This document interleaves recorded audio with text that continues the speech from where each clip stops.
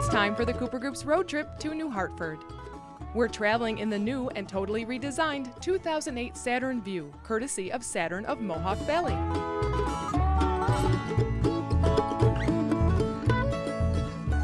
New Hartford has a rich history. Its founder, Colonel Jedediah Sanger, arrived penniless in 1788. He selected the present village because of its excellent farmland and ample supply of water. He traveled to Philadelphia and purchased 1,000 acres of land at 50 cents an acre from George Washington. Mills sprung up along the clear rushing waters of the Soquoit Creek, and the colony grew rapidly. Throughout the early 19th century, industry flourished. New Hartford was the center of the carrying business for the West until the Erie Canal and Railroad shifted commerce to Utica. The New Hartford Historical Society has a new museum located in the village at Village Point Apartments on Paris Road. It's open Saturdays and Mondays. There's no work in the run, the boys will pay London soon. The New Hartford Historical Society is located in the old Point School building. We're in the quarters where the library started out. And the Hartford Library used it for a long time, and then it became a storage area. And 2.5 years ago, the town and the village, under our request, remodeled it for us, and we now have a museum, which we haven't had in 10 years. Mm-hmm. We have we call it a mini walking tour of the village of New Hartford. We have free brochures.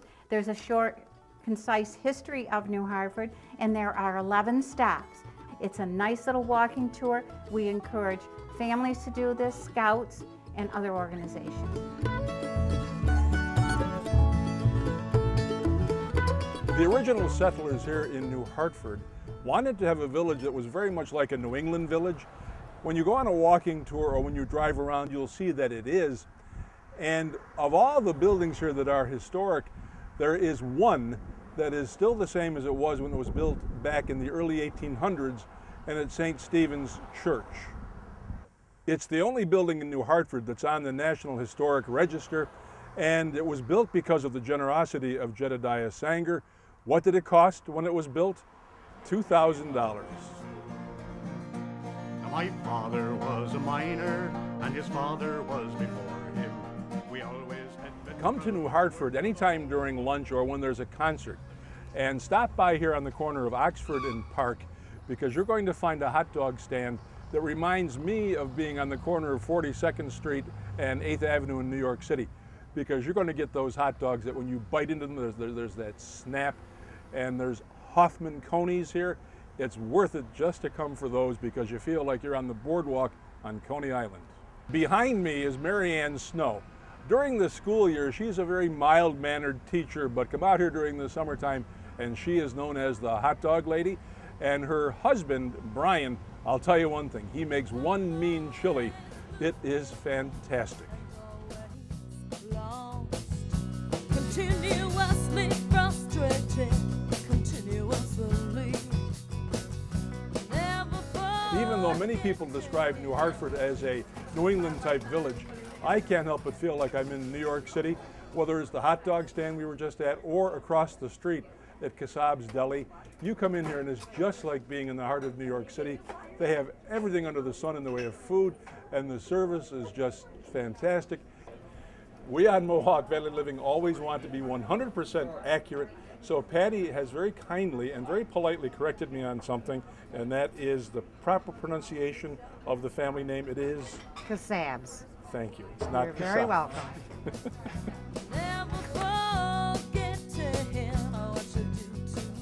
Patty and I were just reminiscing about the old days when there were things called blue laws and where nothing could be sold on Sunday and you couldn't even come in to get something to eat, right? That's right. Well, the blue laws are no longer here, and if you come out on a Sunday, if you come out today, come here, because Patty has very kindly offered that if you buy one breakfast, you'll get the second one half price, right? Yes, sir. Okay. Oh, you're so serious.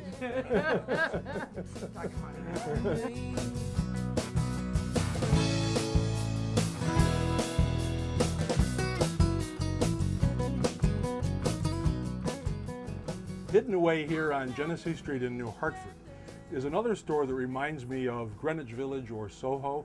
It's only 6 feet wide, but you come in here and you will be flabbergasted by what you're going to find. There are things from all around the world, and then there are things from our backyard. For example, this gorgeous Middleville diamond and this Chinese lunar moth. They're just things I've never seen before. I guarantee that if you come in here, you'll spend at least an hour being fascinated. Everything here is what they call farm raised. All of the animals are allowed to live to a natural death. Nothing is killed. And they come mostly from the area around the equator. So it's also helping the economy there because farmers can grow these for these purposes. It's really, really unbelievable. What I'm holding is a cave spider. If you have children who love spiders or bugs or stones, this is the place to bring them. Well, I was cooking 6 nights a week. I'm master chef by trade and classically trained, thank you. Now retired, unfortunately.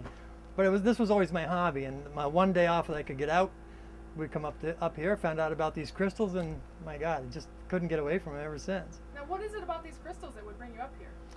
I don't know. I just like them. I don't know. They're beautiful. I mean, the way they come out of the ground, it's a lot of work. But when you're the first one to touch this beautiful thing that's been laying there for millions of years, you know, and just sitting there shining, waiting for you. Come in anytime this week and mention Mohawk Valley Living, and John has very kindly offered to let you have a free buck rock, or my favorite, which goes way back to my childhood in Cornhill, one of these marbles. There's another side to this quaint village. New Hartford's alter ego is the busy Commercial Drive Seneca Turnpike shopping mecca.